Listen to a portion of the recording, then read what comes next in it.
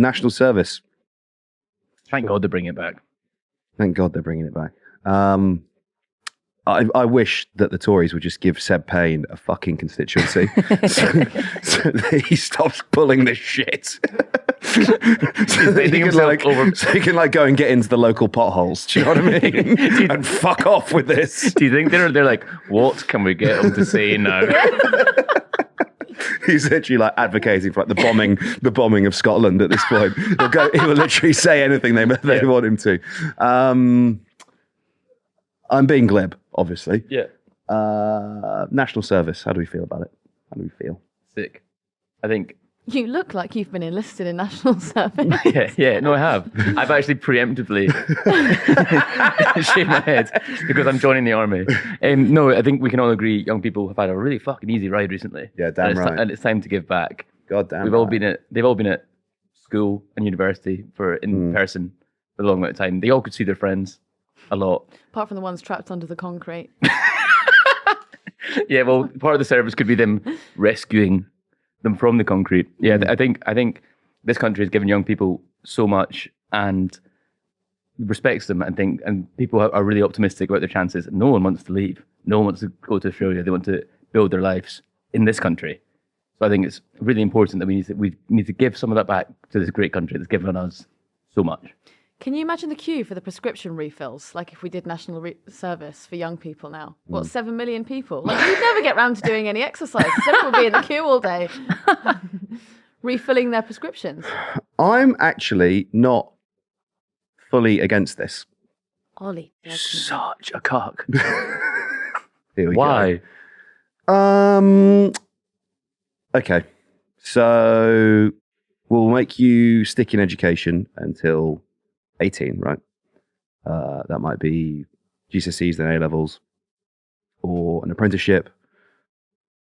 I don't have a problem with an alternative option being set up for people that don't want to stay in higher education, don't want to go and do an apprenticeship, that, go and spend 6 months fulfilling like some kind of social good, working in adult social care, working on rewilding could be one thing. Take your pick. Whatever policy matter you want. Yeah, smallhold farm development. Yeah, absolutely. Yeah. Well, why can't you go and do that without the umbrella of national service? Like a lot of people go and do that. Yeah, people go and work I know they do. I don't necessarily see it as if you're literally sat there, talking about some kind of like fucking IDF thing, then yeah, obviously I have a problem. They should go and join the IDF. Or the Turkish national service is mental. What's because you have to do conscription for 6 months, right? But you don't just like work around the country. They send you to Libya. Actually, do you know what they should do for national service? Fuck all this rewilding, giving back to the community. You have to join the Azov Battalion. And defend Mariupol. That is real. Tell you what, you'd grow up quick if you come back traumatized by the front line of the Ukraine war. Yeah. And maybe some different ideas about Nazism. Right, being in Mariupol or in a classroom in Brentford. Same amount of rubble.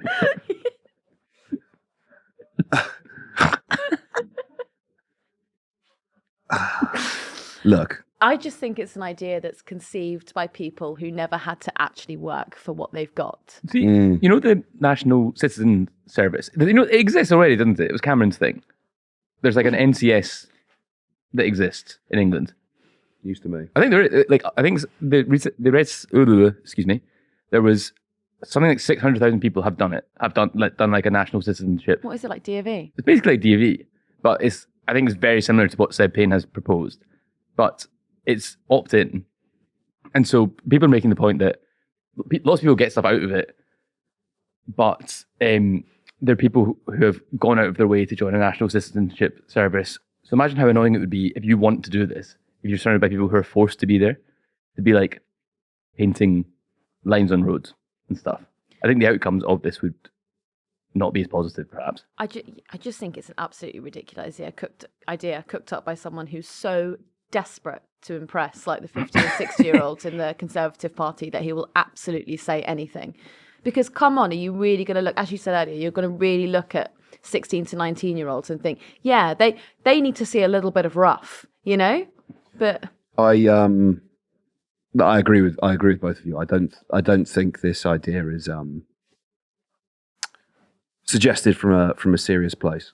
I think it comes from the fact that the key dividing line of modern British politics is age, and it's probably also age plus education, so sort of younger university graduates versus older non-university graduates. And those fault lines also sort of mirror Remain and Leave. But the point of this article is to inflame and provoke the sort of identity values of that older cohort of people, which is that essentially young people have never had it so good.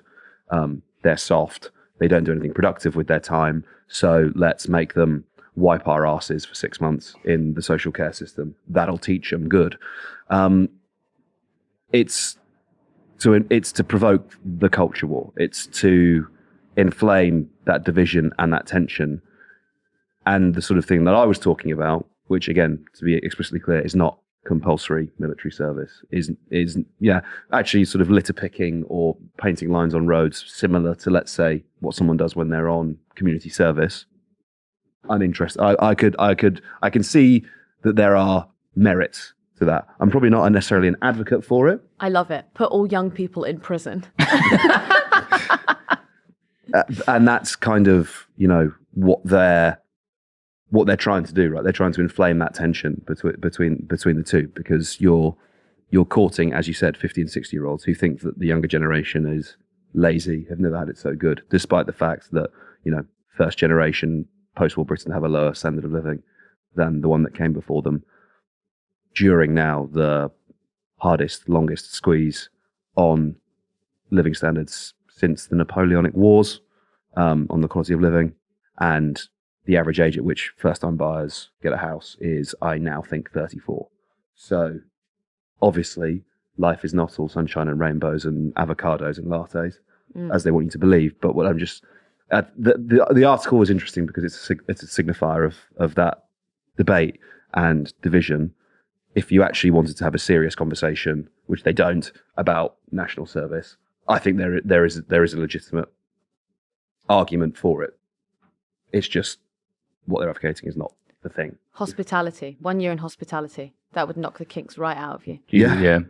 I just... 1 year smashing up fatbergs in the sewers. Oh my That's God. a great idea. Whatever happened to the fatberg? I think it's still kicking about. Is it? Yeah. Not once we fucking set the 16-year-olds on it Yeah. with some ice picks and a bit of Dettol. Actually, this actually kills two birds, one stone.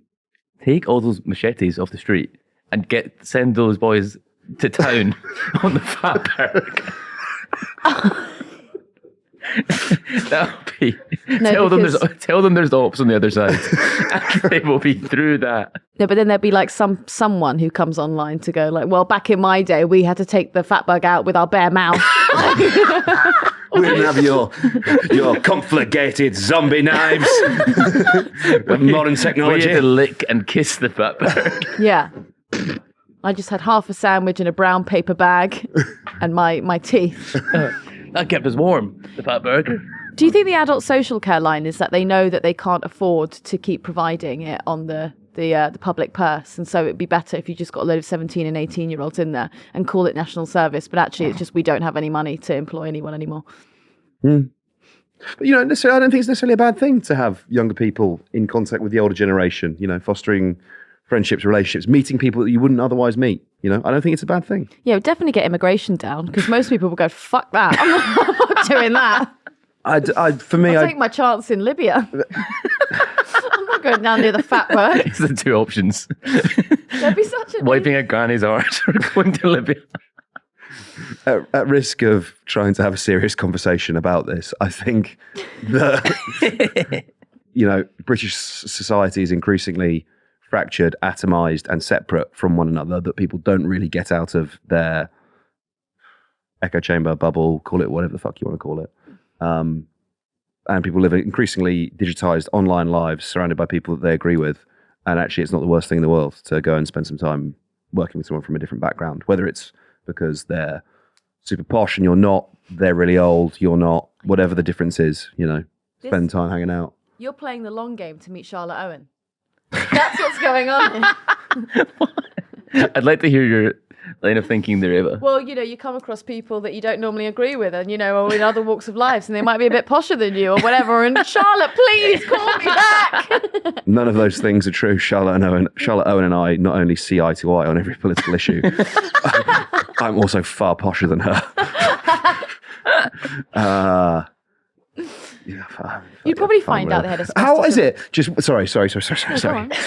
Whenever I say something that I don't agree with necessarily with you guys, you're like, well, Ollie's fucking mental. This is exactly what I'm talking about, actually. You meet someone you don't agree with, you two shit the bed. This is why we need national service. Well, even I just had a full argument on the podcast earlier. That's true, actually, you did. Yeah, but I mean, that was slightly disingenuous because you weren't actually going at each other, but you were going at you there. You're interpreting it as a personal attack on one another. Yeah, well, look, you can always go and start a podcast at Guido Fawkes if that's what you do.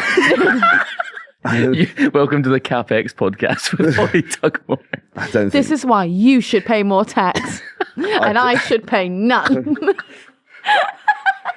I need my hedge cutting, and I'd like to not pay a 16-year-old to do it. Yeah. Do you think it's because we're younger than you? Do you think I'm not. You are younger than Ollie? Just. You are. Just. Why did you bring the mood down like that?